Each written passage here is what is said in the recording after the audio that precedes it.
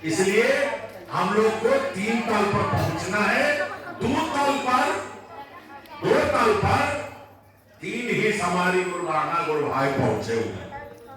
एक के तल तो बचवे किया है, प्रेम का तल पहुंचना। अथवा आप हबर दबर कर रहे हैं, इन्हें ठलते हैं उन्हें ठोलते हैं, सिर्फ के शिष्य बनाते हैं, अपन बनाते हैं। अरे कौन काम करने लगे? शिव का शिष्य बनाइए, लोगों को गुरु का आदमी बनाइए।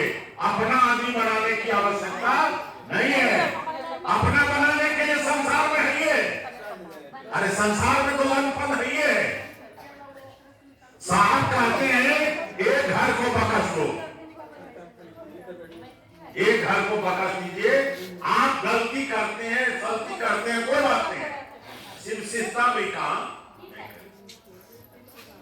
बस बहुत परहेज रखना ये है कि शिव शिष्यता में जब हम गुरु काल में जाएं, जब गुरु के काम की बात करें, तो हमको आपको यह सोचना है कि हम गलत काम नहीं करेंगे। हम कोई ऐसा काम नहीं करेंगे जिसके कारण मेरे गुरु का काम बाधित हो। बस फिर तो कोई दिक्कत नहीं। ठीक है, सब दूसरा ले लेना है।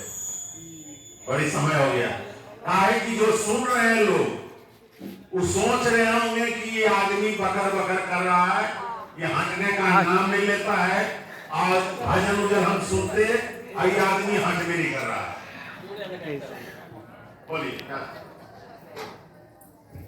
जिज्ञासा है, तुम रूठे हो गुरु, तुम्हें मना लेंगे। अगर मेरी अघोरेश्वर में ताकत होगा तो घर बैठे बुला लेंगे। बिल्कुल बिल्कुल सही कहा। तुम रूठे रहो, गुरु मना लेंगे।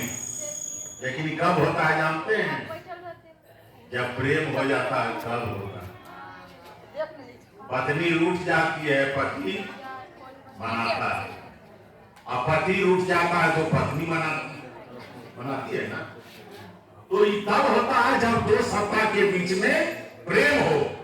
जब गुरु और शिष्य के बीच में प्रेम हो जाएगा तो आप रूठ भी जाइएगा तो गुरु आपको मना लेंगे।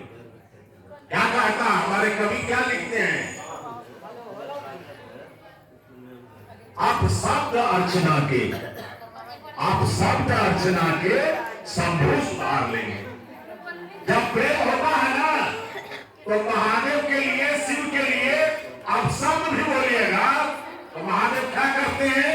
आप शब्द अर्चना के, अर्चना ने पूजा, आप शब्द अर्चना के शंभु सुधार लेंगे। शंभु सुधार करके और चलो आगे। लोग कहते हैं कि मैं राम को गुरु मान लिया हूँ तो शिव को गुरु कैसे बनाएंगे? कृपया समझाने का प्रयास करें। देखिए वो बात जानिए, कोई देवी देवता गुरु नहीं। राम परब्रह्म है, भगवान है, बात सही है, लेकिन गुरु नहीं है। हनुमान जी गुरु नहीं है, कृष्ण गुरु नहीं है, भगवती गुरु नहीं है। हम तो कह रहे हैं जिनको आप ईश्वर मानते हैं, देवी देवता मानते हैं, भगवान मानते हैं, मानिए। गुरु केवल शिव को बनाइए। राम गुरु का काम ही नहीं किए हैं तो चेला कैसे बनिएगा? राम को भगवान मानिए और शिव को गुरु बना दो, क्या दिक्कत? दोनों काम हो जाएगा। घोर और अघोर का मतलब क्या है? घोर मतलब हुआ घोल जाना। जो संसार में घोल जाए उसको घोर कहते हैं। और जो संसार में नहीं घोले उसको अघोर कहते हैं। अघोरी नाम सुने हैं? वो संसार में नहीं घोलता है, उसका खपल में खाएगा, कपड़े में पिएगा, वहां पे जैसा पानी का जोड़ा में खपल नहीं है। तो जो संसार में नहीं घोले उसको अघोर कहते हैं। और अघोरी उसी से बना है, अघोरी। चलिए अध्यापक महोदय से अनुरोध है कि लिखे हैं, अध्यापक महोदय से अनुरोध है कि स्थानीय लिखे हैं, आप हरेंद्र भैया एवं नीलम दीदी के बारे में 2 शब्द बताने का कष्ट करें। धन्यवाद। बताने का प्रयास करें हरेंद्र भैया और नीलम दीदी के बारे में। देखिए, आपको समझने है 2 लाइन में हम बताते हैं। शिव ने कहा है साहब हरिदान के बारे में, क्या कहा? बेटा मैं तुम्हारे रोम रोम में वास करता हूं। क्या कहा? बेटा मैं तुम्हारे रोम रोम में वास करता हूं। ऐसा है हरिदान। दीदी नीलम के आनंद के बारे में सुनिए, जो हमारी बहना है, गीत गाती हैं, साहब की साली है, संध्या है ना, नहीं गीत गाते हैं, बोला गया क्या? संध्या की साली है। तो पूर्व जन्म की नीलम आनंद जो है वो क्या है? पूर्व जन्म की संध्या है। और माता ने श्राप दे दिया था कि तुम कोख से सुन रहोगी, कोख से माने औलाद नहीं होगा। महादेव काट किए थे कि जब तुम धरती पर जन्म लोगी तो पुत्रवती बनोगी। वही नीलम दी संध्या के रूप में जन्म ली है और उनको 2 पुत्र और 1 पुत्री। इसलिए साहब और दीदी साधारण व्यक्ति नहीं है। हम आपके तरह रहे इसलिए लगता है कि वो भी जैसे हम हैं वैसे हैं, नहीं, ऐसा नहीं है। पूर्व जन्म में वो क्या थे आप इतना से ही समझ लीजिए। नमः शिवाय को प्राण मंत्र भी कहा गया है, कैसे? कृपया समझाने का प्रयास। नमः शिवाय को प्राण मंत्र कहा गया है। आज इसको आसानी से समझिए। प्राण कब कहते हैं? जब तक शरीर में है, श्वास चल रहा है, तब कहते हैं कि जिंदा है, प्राण है। और जब श्वास बंद हो जाता है तो कहते हैं कि प्राण खत्म हो गया। होते हैं ना? जब ये सृष्टि नहीं थी, जब ये सृष्टि नहीं था, 5 तत्वों का निर्माण नहीं हुआ था। क्षितिजल पावक गगन समीरा, तब भी शिव थे। और उस समय नाद हुआ। नाद उससे है ना, ओम एक नाद है। ओम नाद हुआ। जब सृष्टि हुई यानी 5 तत्वों का निर्माण हुआ, क्षितिजल पावक गगन समीरा, और एक परमात्मा जो शिव और शक्ति अप्रकट थे। अप्रकट पूछते हैं, प्रकट होना और अप्रकट होना पूछते हैं। जब उनका प्रकटीकरण नहीं था और जब प्रकटीकरण हुआ यानी सृष्टि हुआ,